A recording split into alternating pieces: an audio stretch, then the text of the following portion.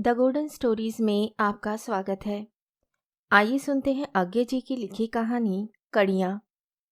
प्रभात तो नित्य ही होता है, किंतु ऐसा प्रभात सत्य को जान पड़ रहा है।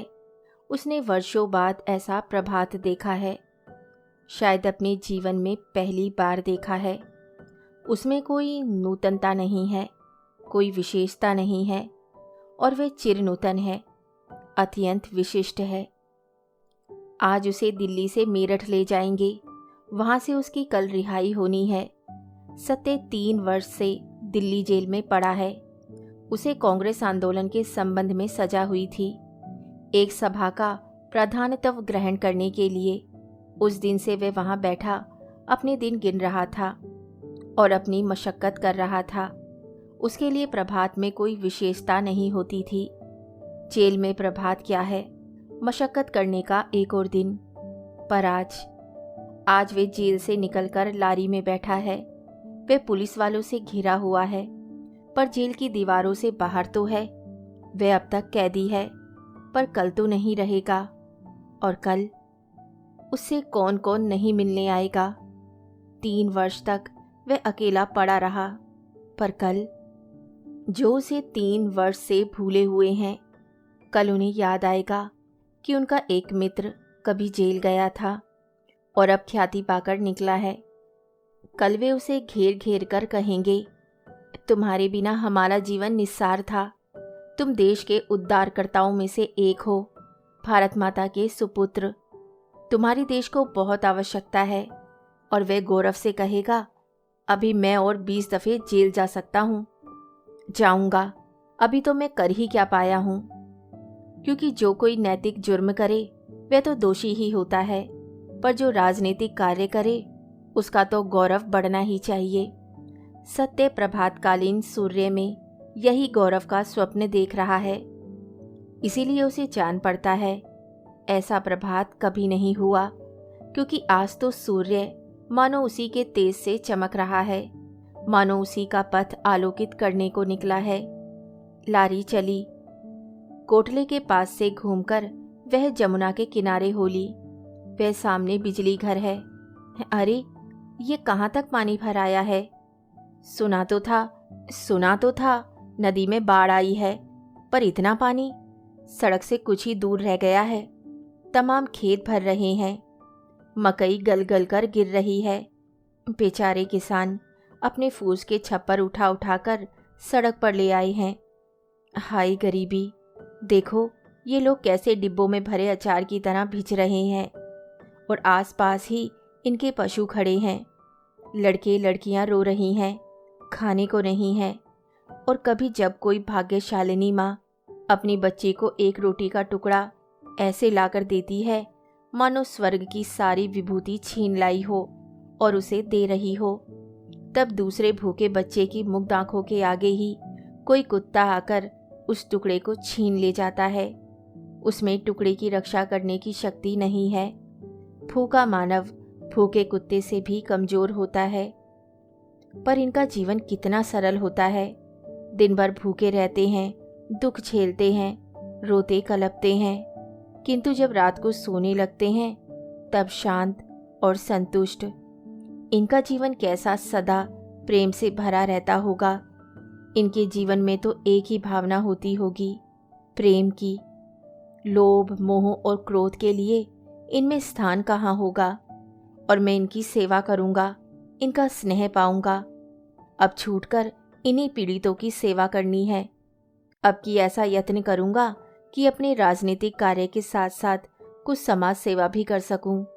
बाढ़ से इन लोगों को उबारने के लिए चंदा इकट्ठा करना होगा। लारी तेज गति से चली आ रही है मेरठ की ओर, और सत्य का मन उससे भी तेज गति से चला जा रहा है, मेरठ से भी आगे के भविष्य की ओर। यह क्या है? वह कौन है? सत्य देखता है। एक अधेड़ उम्र का आदमी, नंगे बदन, हाथ में लाठी लिए दौड़ा जा रहा है, और बीच बीच में एक विभत्स हंसी हंसकर कहता जाता है, वह पाया तेरी। और उससे कोई 8-10 गज आगे एक देहाती युवती है। भय, पीड़ा, लज्जा, करुणा और एक अवर्ण्य भावना, एक बलिदान या अभिमान या दोनों की मुद्रा का एक जीवित पुंज लहंगे की गरिमा में सिमट कर भागा जा रहा है जान लेकर। ओढ़नी का पता नहीं कैसे लहंगे का बोझ संभाले हुए है। जब वे उछलती है तो लहंगा कुछ उठ जाता है, घुटने तक उसकी टांगें दिख जाती हैं। टांगें भी पतली, बरसों की भूखी, और पैर में चांदी के कड़ों के नीचे खून लग रहा है, पर वे थमते नहीं, जमीन पर भी टिकते नहीं। शिकार और शिकारी का अंतर कम नहीं होता। लारी उस युवती से आगे निकल गई है। सत्य गर्दन मोड़कर सब देख रहा है। यह क्या, लाठी फेंकेगा? वह औरत है या दानवी? एक उछाल। सत्य ने देखा, अब की क्षण भर के लिए घुटनों से भी बहुत ऊपर तक लहंगा उठ गया है। वह कूद पड़ी है जमुना की बाढ़ में। वह गिरी। उफ! यह तो कांटों की एक बड़ी झाड़ी में गिरी और धंस गई। जब तक निकलने की चेष्टा करेगी तब तक पानी और कीच में डूब जाएगी। कैसे घुट घुट कर, और कांटे, पर अब कुछ नहीं दिखता। लारी आगे निकल आई है। केवल लारी के पहियों से उठी हुई धूल और सरकंडे के झुरमुट और लंबे लंबे घने झाऊ, और कहीं कहीं थोड़े से नरसल, और एक अर्जुन के पेड़ पर से उड़ा जा रहा है नीलकंठ और जमुना का प्रवाह, एक साथ ही शुद्र और गंभीर, प्रशांत और उद्वेगपूर्ण। लारी जमुना को पार कर रही है। कहाँ गया वह उत्साह? कहाँ गया वे प्रभात का सौंदर्य? कहाँ गई वे 3 वर्षों के बाद छूटने की उत्तेजना? सत्य निष्प्रभ सा लारी में बैठा है। उसकी तनी हुई शिराएं धीरे धीरे ढीली पड़ रही हैं, और साथ ही साथ उसकी उत्तेजना और उसका उल्लास भी ठंडे होते जा रहे हैं। जिस गौरवपूर्ण सार्वजनिक जीवन की उसने कल्पना की थी, उसमें इसके लिए स्थान नहीं था। इस अनियंत्रित उन्माद के लिए, जीवन के प्रति ऐसे उपेक्षापूर्ण त्याग के लिए, इस विशेष प्रकार की पीड़ा के लिए, अब सबसे बढ़कर इस भयंकर निस्सहायता के लिए, जिसका उसने आज लारी में बैठे बैठे अनुभव किया, जिसके कारण उसे वह रोमांचकारी दृश्य देखना पड़ा। वह कौन था? वह कौन थी? वह क्या था? सत्य इन प्रश्नों पर अपनी बुद्धि की कुल शक्ति खर्च कर चुका है, पर उसकी समझ में कुछ नहीं आया, और जब तक वह समझ नहीं लेगा उसे चैन नहीं मिलेगा। नशा उतर गया है, उल्लास बैठ गया है, उत्तेजना ठंडी पड़ गई है, पर नशे के बाद बदन टूटता है, उल्लास के बाद थकन आती है, उत्तेजना के बाद मूर्छा। सत्य के हाथ बहुत थोड़े थोड़े कांप रहे हैं, और उसका मन उद्वेग से भर रहा है। वह जो मैंने देखा, वह क्या हो रहा था? उसका और उसका क्या संबंध था? उस आदमी का मुंह जिस भाव से विकृत हो रहा था, वह क्रोध की ज्वाला थी या वासना की? वह उसके शरीर पर अपनी क्रोधाग्नि शांत करना चाहता था या कामाग्नि? क्यों? वह कुमारी थी या विवाहिता? विधवा तो नहीं थी। जासूसों के संशयों की भांति अनेक चलचित्र सत्य के सामने से एक एक करके जा रहे थे। वह उसकी स्त्री है, वह सती है, पर उसका पति उस पर संदेह करता है? नहीं, वह अस्ती है और पकड़ी गई है।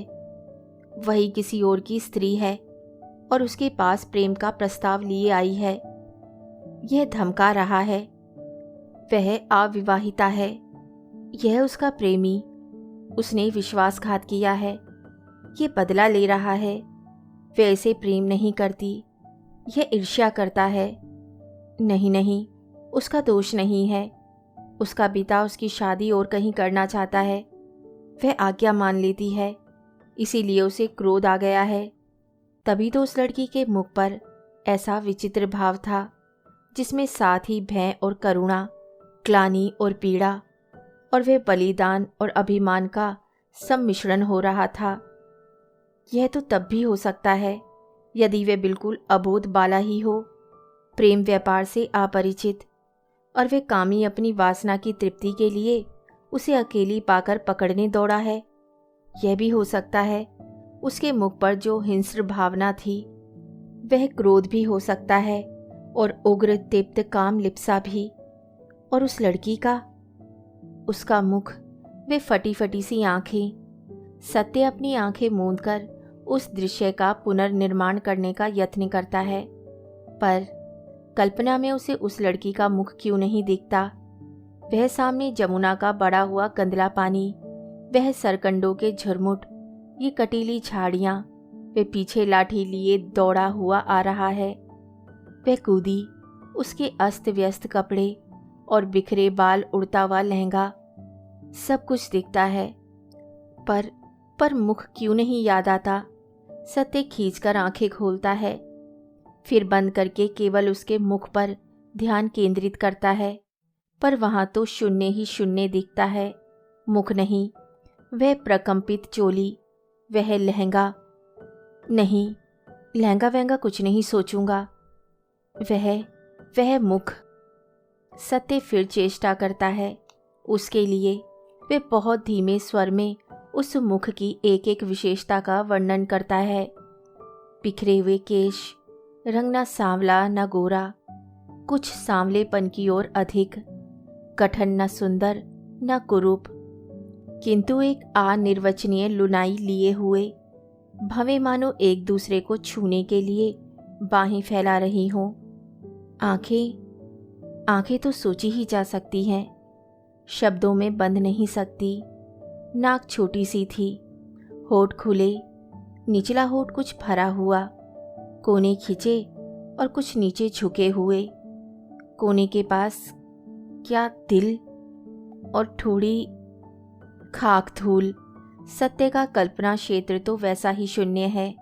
वे उसके मुख के एक एक अंग की, एक एक खूबी का बखूबी वर्णन कर सकता है, पर उसके मूर्त चित्रण में उसकी कल्पना शक्ति जवाब दे जाती है। वे झुंझलाकर सोचता है, इस विषय को भुला दूंगा। वह मुंह फेरकर सड़क पर भागती हुई लारी के इंजन के बोनेट पर लगे हुए गरुड़ चिन्ह की ओर देखने लगता है। वे पीतल का गरुड़ पंख फैलाए हुए ऐसा सन्नद्ध खड़ा है जैसे किसी शिकार पर झपट पड़ने की क्रिया में ही रुक गया हो, या जैसे वे स्त्री बाढ़ के पानी में अधडूबी झाड़ी में कूदते समय थी। तना हुआ शरीर, फैले हुए डेने की तरह लहंगा, नंगी टांगे, छी, मानो संसार में उन नंगी टांगों के अतिरिक्त कुछ रह ही ना गया हो। क्यों बार बार मेरी दृष्टि के आगे वे ही आ जाती हैं? क्या इन 2-3 वर्षों के दूषित वातावरण ने मेरे मन को भ्रष्ट, पतित, व्यभिचारी बना दिया है? मेरे मन को, जिसे अभी देश का इतना कार्य करना है, जो भारत माता का सुपुत्र होने का दावा करता है, और सत्य का, भारत माता के सुपुत्र सत्य का ढीठ मन फिर भागा। अब की बार बड़ी दूर, सैकड़ों मीलों की मंजिल मारकर, सैकड़ों दिन का व्यवधान पार कर। तब जब सत्य ने नया नया बीए पास किया था और छुट्टियों के लिए कश्मीर जा रहा था, और किस संबंध से वे इतनी दूर भागा, यह वही जाने। सत्य तो नहीं जानता। अभी इस पर ध्यान देने की फुर्सत भी कहाँ। वह तो अभी कुछ और ही दृश्य देख रहा है। वह नहीं देख पा रहा। दृश्य स्वयं ही बाढ़ की तरह उमड़ता हुआ उसकी चेतना को परिप्लावित कर रहा है। मुजफ्फराबाद की तलहटी में दोपहर, झेलम और कृष्णगंगा दोनों ही में बाढ़ आई है। दोनों ही के पुल खतरे में हैं। जो लोग एबटाबाद से कश्मीर आते हैं वे यहीं पर दोनों नदियां पार करते हैं, किंतु पुल खतरे में होने के कारण आजकल लारियां उन्हें पार नहीं कर सकती। इसलिए एबटाबाद की ओर से आने वाले यात्री दोनों पुल पार करते हैं और दुमेल में दूसरी लारियों में बैठकर कश्मीर जाते हैं। और जो लारियां कोहाला होकर आती हैं वे इन यात्रियों को लेने के लिए दुमेल में रुकी रहती हैं। सत्य जिस लारी में आया है वे रात को दुमेल पहुंची थी और एक दिन दुमेल ही में प्रतीक्षा में रुकेगी। सत्य को कोई जल्दी नहीं थी, इसलिए वे इस प्रोग्राम का विरोध नहीं कर रहा था। वह रात को अपनी छोटी दूरबीन, 2-3 कंबल, कमीज, निक्कर और तौलिया लेकर दुमेल में झेलम का पुल पार करके दोनों नदियों के संगम स्थल के ऊपर त्रिकोण में बसी हुई बस्ती मुजफ्फराबाद में घुस गया था। उसे आशा थी कहीं रात काटने का प्रबंध हो जाएगा। जब उसे निराशा हुई तब वे सड़क पर से नीचे उतरकर कृष्णगंगा के तट पर पहुंचा। वहीं वह बिस्तर लगाने के योग्य कोई स्थान ढूंढ रहा था तो उसने देखा वहां से कुछ ही दूर पर एक छोटे से सोते के पास, जिसमें किसी वन्य वृक्ष के आगे निकली हुई छाल पर से होकर मोतियों की लड़ी सी पानी की धार आ रही है। 2-4 बड़ी बड़ी सिलें जोड़कर एक चबूतरा सा बनाया गया।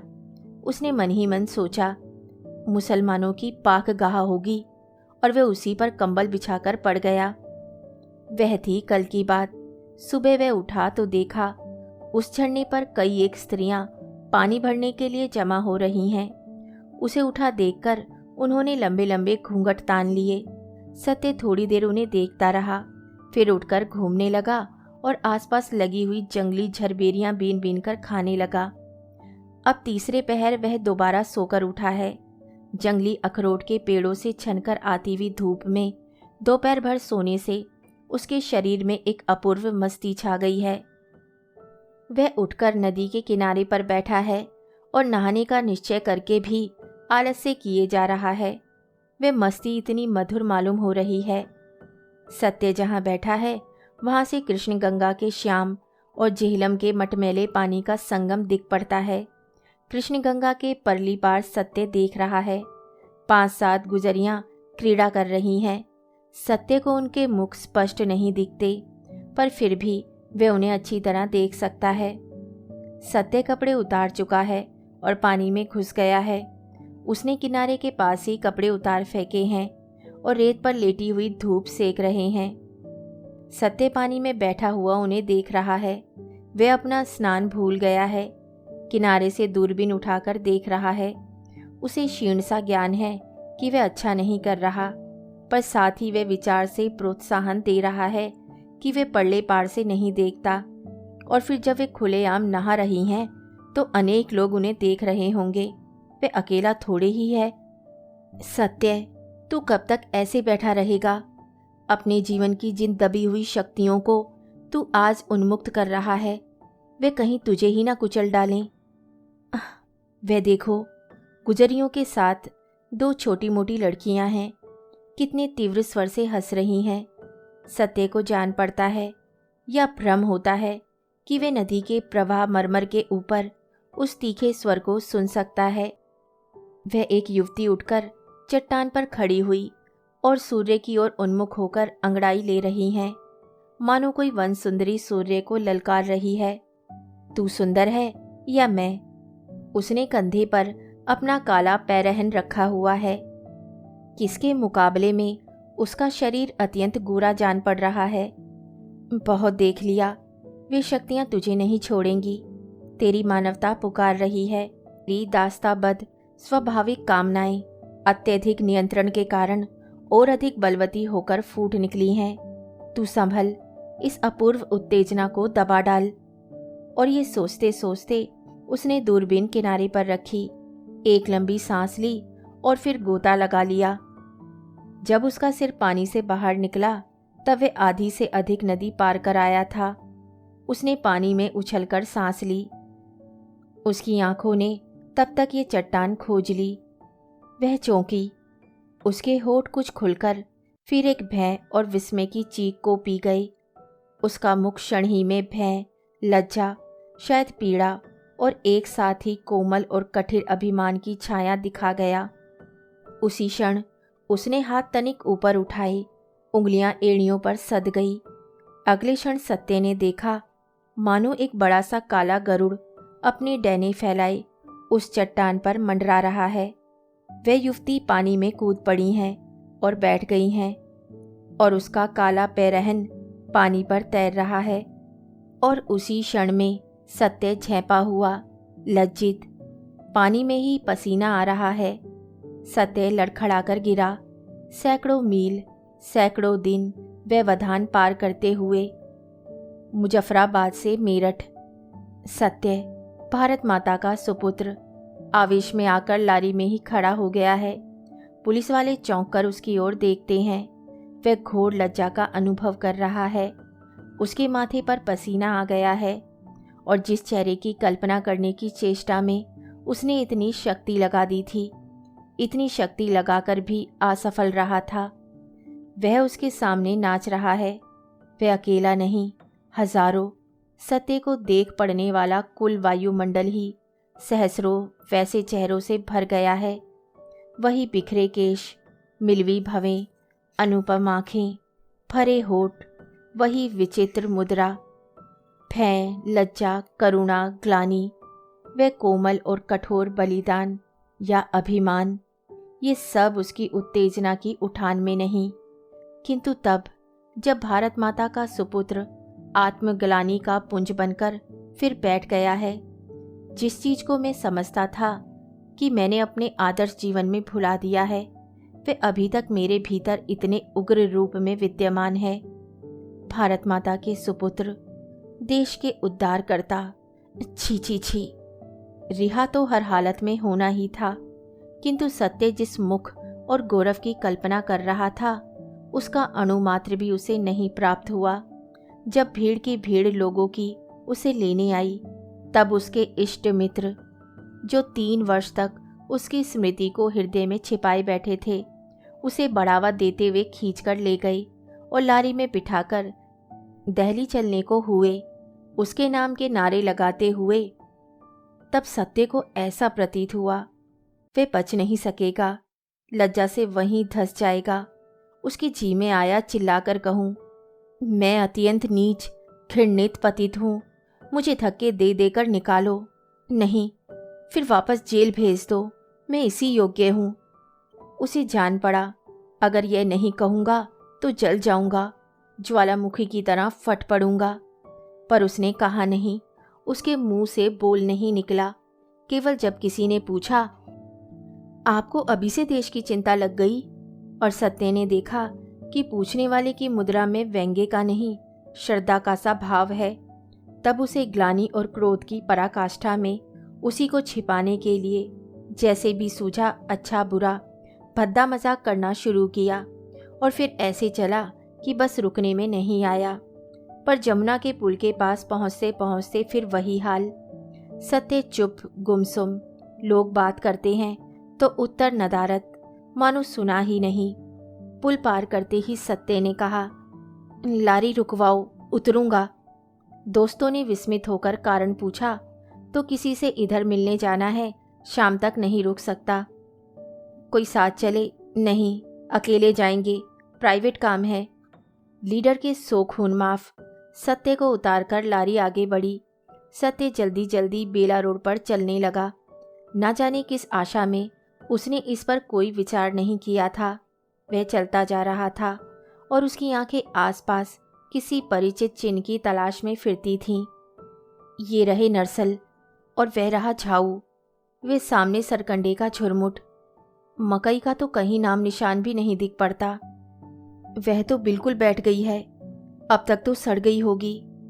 और यह, सत्य ठिठक गया, ये सामने वाली कटीली झाड़ी है।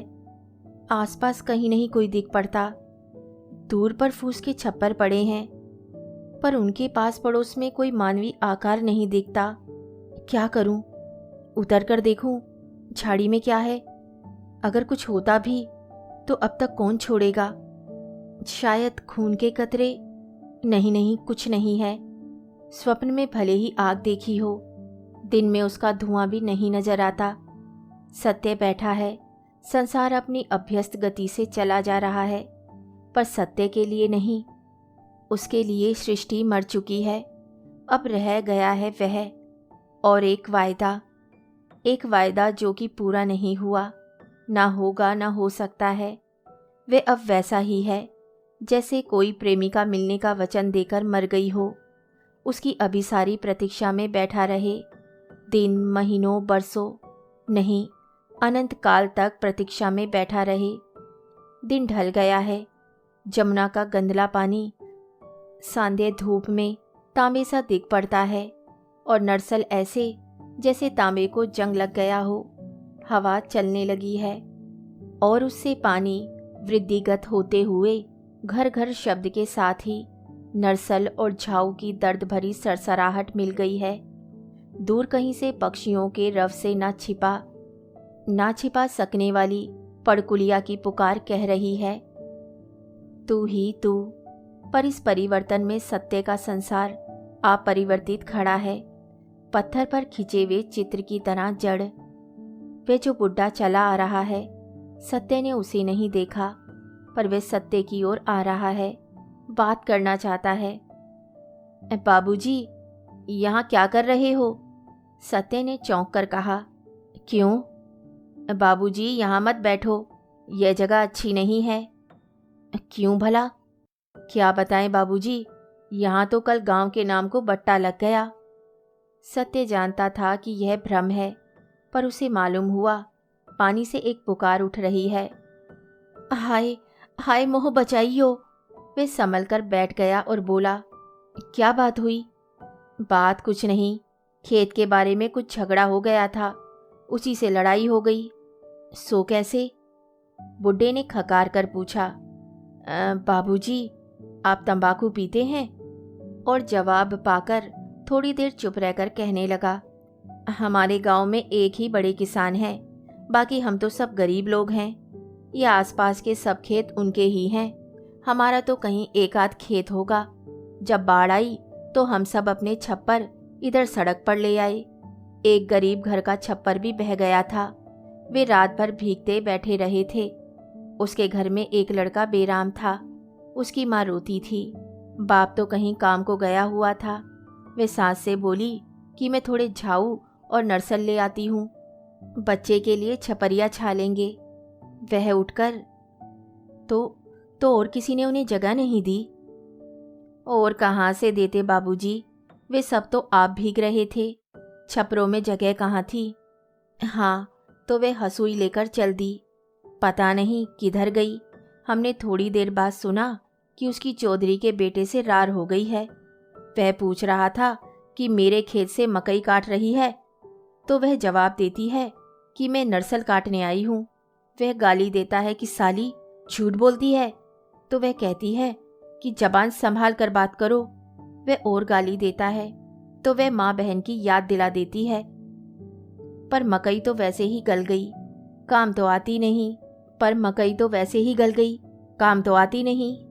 बाबूजी, अपनी चीज सड़े तो गले तो अपनी ही है। पर कहकर सत्य चुप हो गया। बुढ़ा फिर कहने लगा। हाँ, तो थोड़ी देर में दोनों चुप हो गए। हम सोचते रहे कि क्या हुआ है। तब बहू लौट आई, थोड़े से नरसल काट लाई थी, उसमें 2-4 पौधे शायद मकई के भी थे। फिर हमने बहू की सास से कहा कि उसे समझा दे, गांव के चौधरी से रार करना अच्छा नहीं होता। बहू कुछ नहीं बोली, घूंघट काढ़कर छपरिया छाने बैठ गई।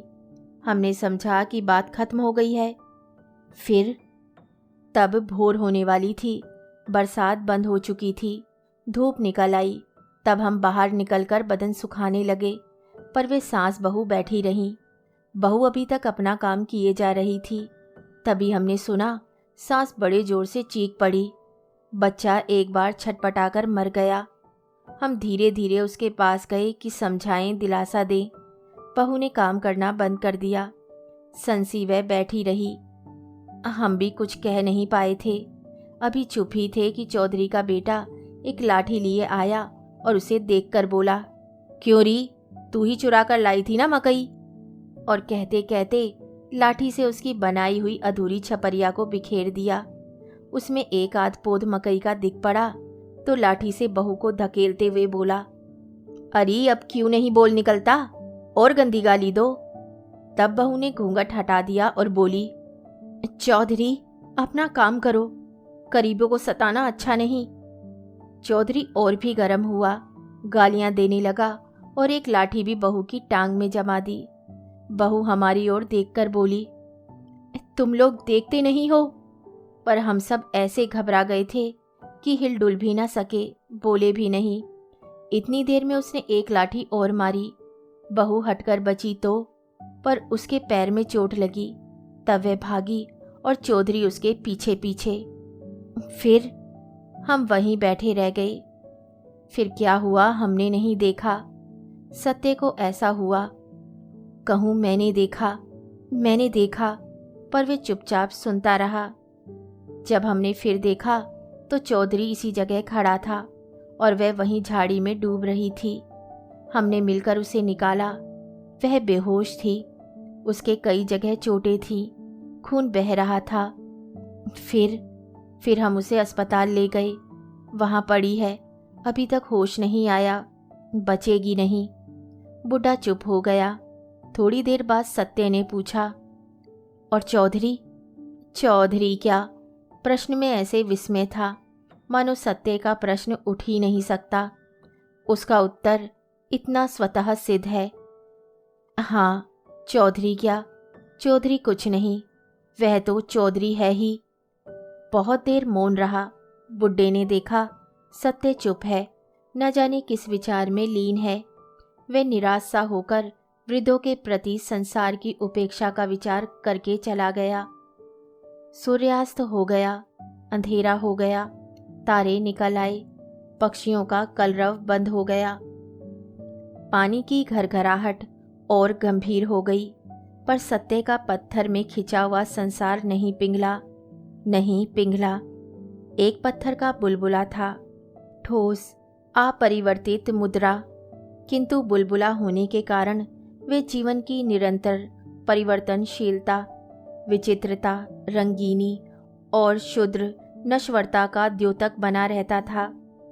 वह चिन्ह था अनुभूति का, प्रेम का, उत्साह का, किंतु उसकी वास्तविकता थी छलना, वेदना, वज्र कठोरता, मानव के जीवन का नंगापन। वह बुलबुला फूट गया है, इसलिए उसका भेद खुल गया है। सत्य भी देख सकता है कि वे जीवन का सौंदर्य नहीं, उसके पीछे निहित कठोरता है। वह पत्थर है जो नहीं पिघलेगा। कहानी जीवन की प्रतिछाया है और जीवन स्वयं एक अधूरी कहानी है, अधूरी कहानियों का संग्रह है। एक शिक्षा है जो आयु भर मिलती रहती है और कभी समाप्त नहीं होती। हमारी कहानी की बात भी अधूरी, देश सेवा की बात भी अधूरी, जीवन ही अधूरा रह गया है।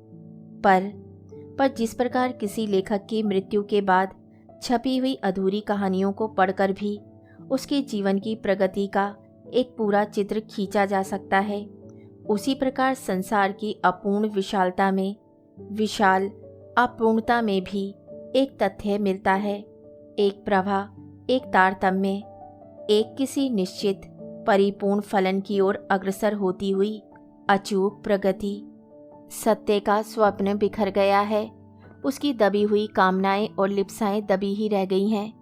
सत्य की बुद्धि ने उन्हें बांधकर कुचल डाला है, फूटने नहीं दिया, पर उन्होंने भीतर ही भीतर फैलकर सत्य की मानसिक प्रयोगशाला में न जाने कौन कौन से अभूतपूर्व रसायन तैयार किए हैं, और वे रसायन ना जाने किन किन शक्तियों से लदे हैं, सत्य को किधर धकेल कर ले जाएंगे, उसके कौन कौन से आदर्श तोड़ेंगे, उसकी मेहनत से संचित की हुई या दबाई हुई किन किन गुप्त स्मृतियों को उखाड़ फेंकेंगे, नंगा कर देंगे, उसकी किन किन सदाभिलाषाओं को, उच्चतम आकांक्षाओं को, उत्सर्ग चेष्टाओं की व्युत्पत्ति पतित से पतित, ग्रहित से ग्रहित, जगन्यतम धातुओं से सिद्ध कर देंगे। प्रेम जीवन के किस किस कमल का उद्भव वासना सर के किस गंदले कीच से कराएंगे, और ये सारी विराट क्रिया मानव के लिए एक अपूर्णता ही रह जाएगी, जिसे वे समझकर भी नहीं समझेगा। वे इसकी तारतम्यता को नहीं समझ पाएगा। जैसे ऑक्सीजन और हाइड्रोजन को मिलाकर जलाएं, एक धड़ाका होता है, और हम देखते हैं ना ऑक्सीजन है ना हाइड्रोजन, उसे हम विस्फोट कहते हैं। पानी बनने की इस क्रिया में हम उसकी अनिवार्य परात्परता नहीं देखते। हम यही समझते हैं कि दोनों गैसों की जीवनी अधूरी रह गई, एक विस्फोट में उलझकर खो गई। ऐसा ही विस्फोट सत्य के जीवन में भी हुआ, पर हमारी कहानी का वह अंग नहीं है, क्योंकि हमारी कहानी की संपूर्णता विस्फोट के पूर्व के इस अधूरेपन में ही है। इस विस्फोट का इस प्रारंभ से कोई संबंध नहीं है। फिर भी जीवन की विशाल असंबद्धता में वे दोनों एक ही क्रिया की दो अभिन्न कलाएं थी। इस घटना के 2 वर्ष बाद सत्य की मृत्यु हो गई। मृत्यु नहीं हुई, हत्या हुई। संयुक्त प्रांत में जो किसान विद्रोह हुआ, उसके प्रपीड़ित अज्ञात नाम से घबराने वाले बल्कि नामहीन अगुओं में से सत्य भी एक था। उसी सिलसिले में एक गांव में शांति स्थापना के समय पुलिस के हाथों गोली से वह मारा गया। किसी ने यह भी न जाना कि भारत माता के उस सुपुत्र का समाधि स्थल कहाँ रहा। यह भी अपूर्ण कहानी है, किंतु इन अनेक टूटी फूटी कड़ियों को जोड़ देने पर जीवन श्रृंखला पूरी हो जाती है। यह और बात है कि इन कड़ियों को जोड़ देने की शक्ति मानव में नहीं है, कि इसके लिए हमारे जीवन संघर्ष की उपेक्षा कहीं अधिक ताव की, कहीं अधिक प्रोज्वल भट्टी की आवश्यकता है। कहानी सुनने के लिए धन्यवाद। तो इसी के साथ मैं आपसे विदा लेती हूँ और कल फिर मिलती हूँ एक नई कहानी के साथ।